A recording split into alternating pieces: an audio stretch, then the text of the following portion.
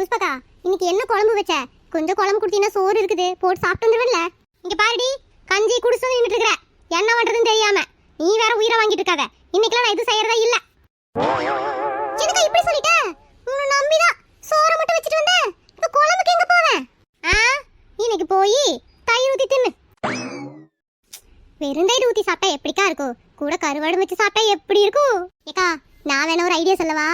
சத்தமே இல்லாம முப்பாத்தா வீட்டுக்கு போவோம். அவ என்ன செஞ்சிருக்காளோ போடு, தின்னுட்டு வந்துருவோம். சரியா சொன்ன. எப்ப பார்த்தாலும் என்ற வீட்டுல வந்து குழம்பு குடு, அதை குடு, இதை குடும்பால. இன்னைக்கு அவ வீட்டுல போய் ஒரு உடி பிடிச்சிடலாம். வா போலாம். முப்பாத்தா வீட்டுக்கு வந்துருக்கேன்டி. சூடா ஏதாவது சமைச்சு வச்சிருப்பாளா?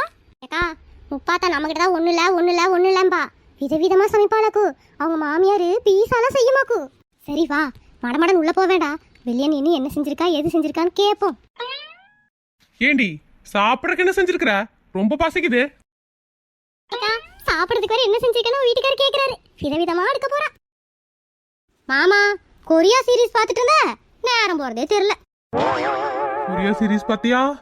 பசிக்குதுடி, சோத்தேங்க. அனாவசரப்படாதீங்க. உமா ஏதோ சோறாக்கிட்டுன்னு காலையிலே ஃபோன் பண்ணி சொன்னா. அவகிட்ட கொஞ்சம் சோத்தை வாங்கிட்டு குஷ்பக்கா வீட்டுக்கு போனோம்னு வச்சுக்கோங்க, நல்ல மீன் குழம்போ இல்ல கருவாடு குழம்போ வச்சிருக்கோம். ஒரு கப்பு வாங்கிட்டு இருந்தனா 2 பேரும் சாப்பிடலாம். எதுக்கு வேஸ்டா சமைச்சுக்கிட்டு?